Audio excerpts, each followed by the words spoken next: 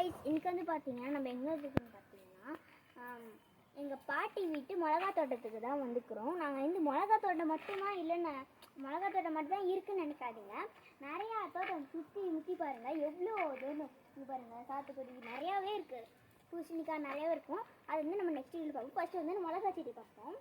மிளகா செடி வந்து எங்கள் வீட்டில் வந்து நாங்கள் என்ன பண்ணுறோம்னா, மிளகா செடி நம்ம வந்து கடையில் வாங்குறதை விட இங்கே வந்து வாங்கி சமைச்சு சாப்பிட்றதுனா ரொம்ப நல்லது. அதுமாதிரி நீங்களும் அந்த மாதிரி எல்லா செடியும் வளர்க்க வைங்க. ஏன் அப்படி சொல்கிறேன்னா, கடையில் போய் வாங்கினா நிறையா வந்து என்ன சொல்கிறதுனா கெமிக்கல்லாம் கலந்துருப்பாங்கள்ல, அது வந்து அது அங்கே வாங்கினா அதான் ஃப்ரெஷ்ஷாக இருக்குன்னு நினைக்காதீங்க யாரும். அங்கே போய் வாங்குறது தான் ரொம்ப வந்து எப்படி சொல்கிறதுனா ரொம்ப வந்து உடம்புக்கு நல்லதில்லை.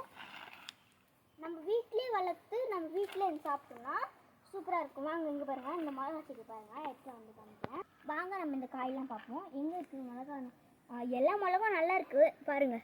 இதோ பாருங்கள், இதோ இங்கே பாருங்கள், இதோ இது பாருங்கள், எல்லாம் அப்படியே சூப்பராக எல்லாம் பாருங்கள், சவசவன்னு பச்சை சேர்ந்து சூப்பராக இருக்குது. நம்ம வந்து இந்த இதெல்லாம் நம்மளாம் பறித்து சாப்பிடணும் அப்படி இப்போயே ரொம்ப தோணுது. இப்போ வந்து நம்ம லைட்டாக எடுத்து வந்து சாப்பிட்டு பார்ப்போம். வந்து பாருங்க, குட்டி மிளகா இருக்குங்க, ஆனால் என்னால் தாங்க முடியாது அவ்வளோ காரத்தை.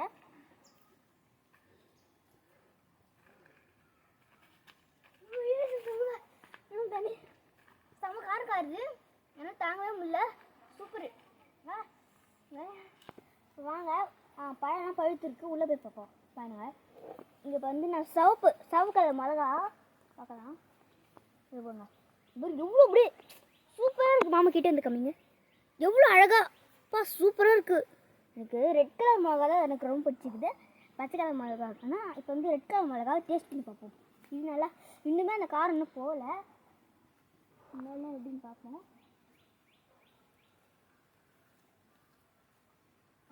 தெரியாமல் நிறைய பீஸ்ட்டுன்னு இப்போ என்ன பண்ணுறது, சரி கம்மியாக.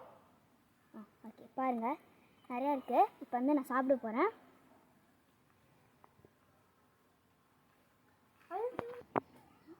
நெக்ஸ்ட் வீடியோவில் பார்க்கலாம். இப்போ வந்து இது முடிஞ்சாச்சு. நெக்ஸ்ட்டு வீடியோவில் வந்து நம்ம வேறு ஏதாச்சும் பார்ப்போம். கமெண்ட் பண்ணுங்கள், லைக் பண்ணுங்கள், ஷேர் பண்ணுங்கள், எல்லாருக்குமே ஷேர் பண்ணி, அது முக்கியமாக சொல்கிறேன், சப்ஸ்கிரைப் முக்கியமாக பண்ணிவிடுங்க. பாய்.